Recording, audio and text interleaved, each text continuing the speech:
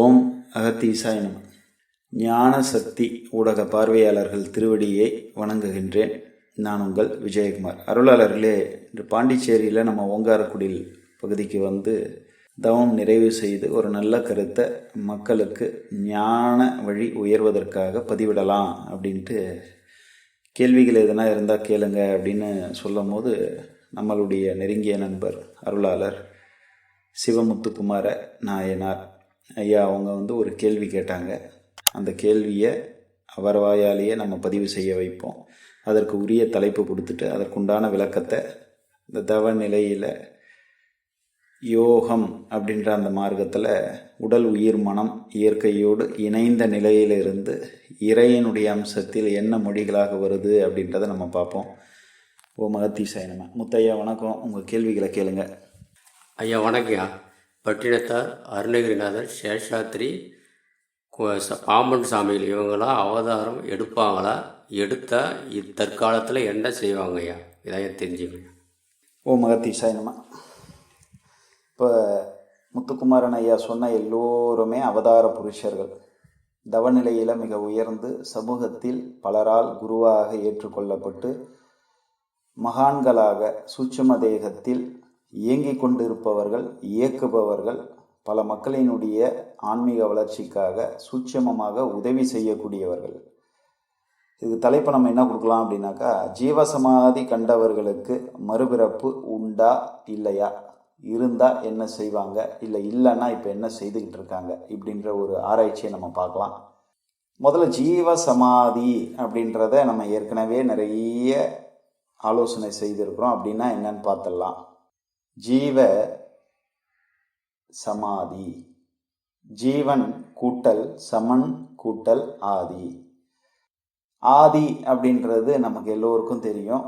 ஒன்றானது, மெய்யாக இருப்பது, மெய்ப்பொருளாக இருப்பது. அதைத்தான் வள்ளல் பெருமான் அருட்பெரும் ஜோதி அப்படின்னு சொல்லியிருக்கிறாரு. முதல் பகுதியில் ஜீவன் அப்படின்னு சொல்லும் போது நம்ம இந்த உடல்ல ஜீவன் இருக்குதா? சித்த வித்தையில சிவானந்தப்பா கூட ஜீவன் சரித்திரம், ஒரு உயிரினுடைய சரித்திரம் அப்படின்னு அவர் சொல்லியிருப்பார். அப்போ ஜீவன் அப்படின்னாக்கா உயிர் அப்படின்றத குறிக்குது. ஆதி அப்படின்னாக்கா உண்மையான சுத்த மெய்ப்பொருளை குறிக்குது. கூட சம்மம் அப்படின்னு ஒரு வார்த்தை வருது. ஜீவன் ஆதிக்கு சமமாக மாறக்கூடிய ஒரு நிலைக்கு பேரு தான் ஜீவ சமாதி. ஜீவன் கூட்டல் சமம் கூட்டல் ஆதி. ஜீவன் சமமாகுது எதுக்கு? ஆதிக்கு சமமாக மாறுகிறது அப்படின்றது இது ஒரு ரசவாத வித்தை. இதை செய்பவர்கள் ரசவேதிகள் அப்படின்னுவாங்க. நீங்கள் எல்லோரும் நினைக்கிற மாதிரி இரும்பை வெள்ளியா மாத்துறது, செம்ப தங்கமா மாத்துறது இது கிடையாது ரசவாதம் அப்படின்றது. தன்னுடைய தேகத்தை பொன் தேகமாக மாற்றக்கூடிய வித்தை ரச வேதம், ரசவாதம், ரசவேதிகள் அப்படின்னு அது சொல்லுவாங்க. அதைத்தான் திருமூல மகரிஷியும் தெளிவாக உருத்தரித்த நாடியில் ஒடுங்குகின்ற வாயுவை கருத்தினால் இருத்தியே கபாலமேற்ற வல்லீரேல் விருத்தரும் பாலராவர் மேனியும் சிவந்திடும் அருள் தரித்த நாதர்பாதம் அம்மை பாதம் உண்மையே அப்படின்னு சொல்லிட்டார்.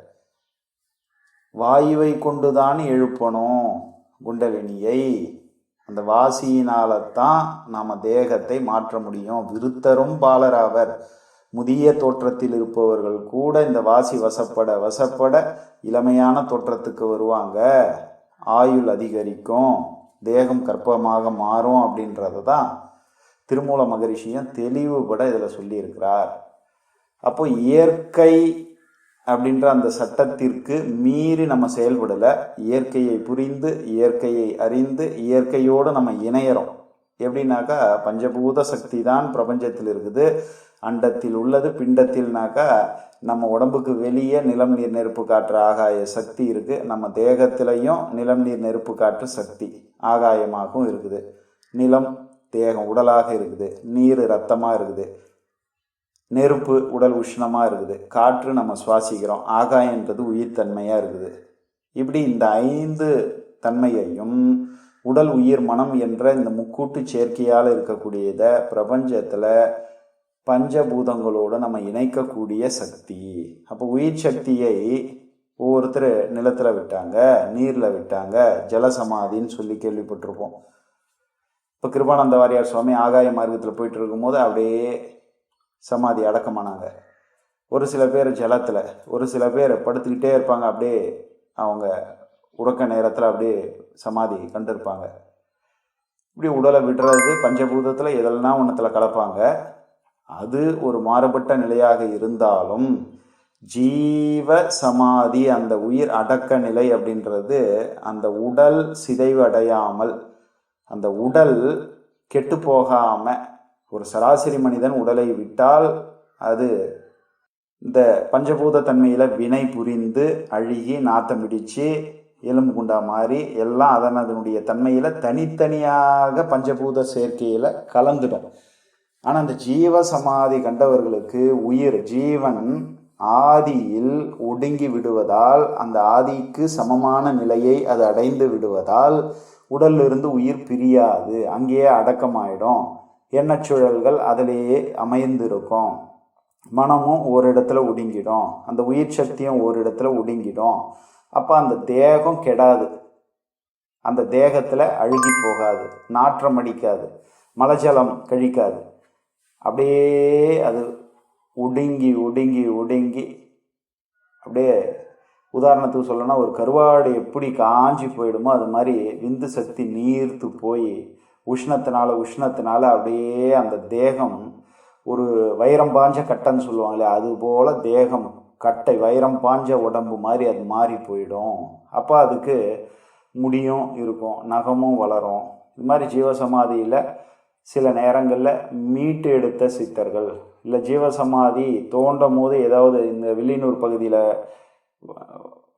பகுதி பாண்டிச்சேரியில் பார்க்கும்போது ராம பரதேஸ்வர சித்தர், ஒரு ரயில்வே ட்ராக் ஒன்று போடும்போது ஆங்கிலேயர்கள் நோண்டும் போது திடீர்னு உள்ளே கடப்பாரப்பட்டு ஏதோ ரத்தம் தென்பட்டுருக்கு. என்னன்னு பார்த்தா உள்ள ஒரு ஆள் பூமிக்குள்ளே புதஞ்சி உட்காந்துட்டு இருக்கிறார். பார்த்த வெள்ளைக்காரன் பயந்து போய் அவன் தண்ணியாக எடுத்து தூரம் வச்சு அதுக்கு ஒரு சமாதி கட்டி, சித்தர்கள் முறைப்படி கேட்டு, நம்ம தமிழர்களை கேட்டு கட்டி, அதுக்கு அவனே இடத்த பட்டா எழுதி கொடுத்து அதுக்கு ஒரு ஃபிக்ஸட் டெபாசிட்டம் போட்டு அன்னதானம் செய்யறதுக்கும் தொடர்ந்து அதை நிர்வாகம் பண்ணுறதுக்கும் செய்துங்கப்பான்னு எழுதி கொடுத்துட்டு போன சாட்சி ஆதாரங்கள்லாம் புதுவை பகுதியில் உண்டு.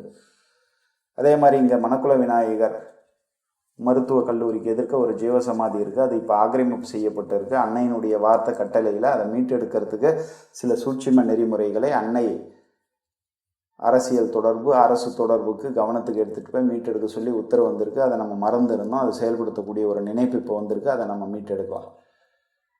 இது மாதிரி சித்தர்கள் பூமிக்கு அடியில் தன் உடல் சிதையாமல் வச்சுக்கிட்டு இருக்காங்க. நிறைய பேருக்கு உடல் கெட்டு போச்சு அப்படின்னாக்கா அது அவ்வளவுதான்.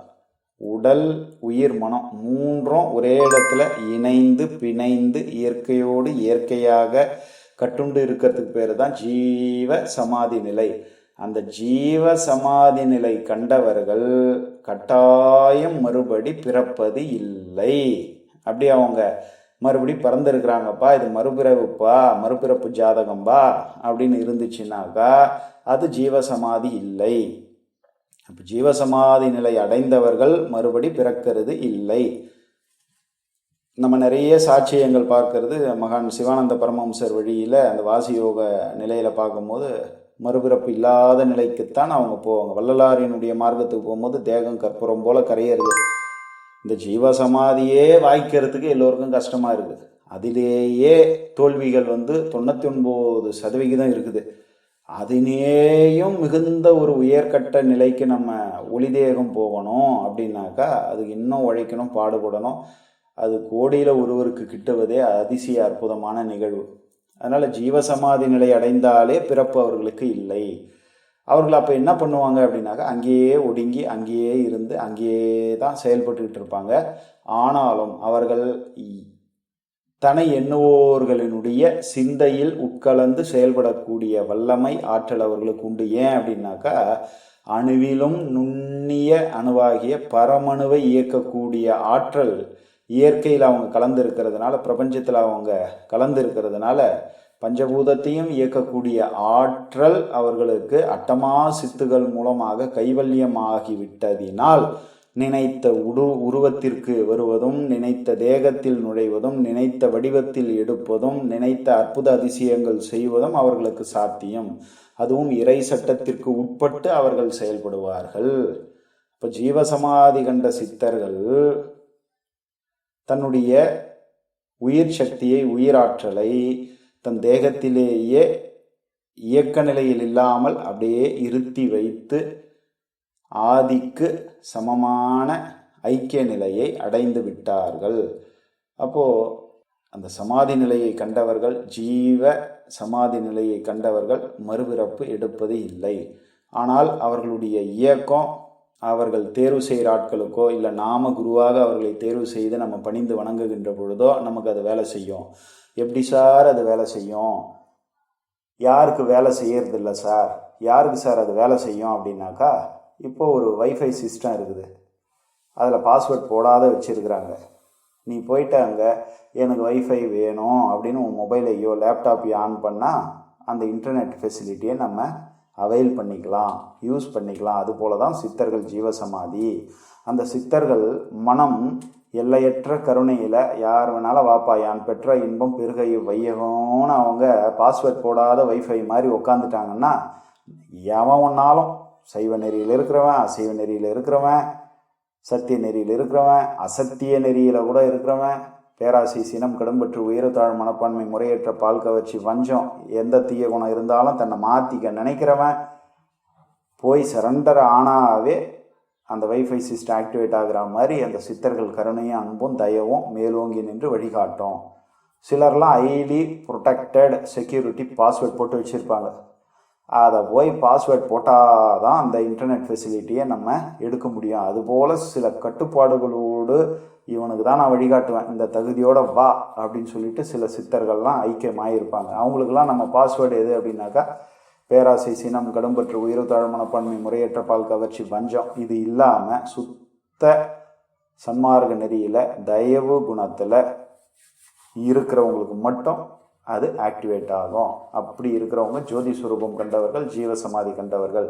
இந்த நிலையில் சித்தர்களுடைய ஐக்கிய நிலையும் அந்த ஐக்கியமான நிலையிலிருந்தும் வெளிப்படுகின்ற உயிர் சக்தி நிலை இப்படி இருக்கும். சரி சார், இன்டர்நெட்லாம் இப்போ ஜியோ இருக்குது, ஏர்டெல் இருக்குது, டேட்டா பேக்கேஜ் முடிஞ்சு போச்சுனாக்கா இதுவாகிடுது. அது மாதிரி சித்தர்கள் ஜீவசமாதிக்கும் எதனா எக்ஸ்பிரி டேட் இருக்குதா சார், வேலிடிட்டி எதனா இருக்குதா சார் அப்படின்னாக்கா அது மாதிரி கிடையாது. ஏன் அப்படின்னாக்கா, ஜீவன் ஆதிக்கு சமமான நிலை இது அடைஞ்சிட்டதுனால அந்த ஆதின்றது எப்படி இருக்குதுனாக்கா, வற்றாயிருப்பு, பேராற்றல், பேரறிவு, காலம், வற்றாத இருப்பு தன்னகத்தில் வச்சிருக்கு.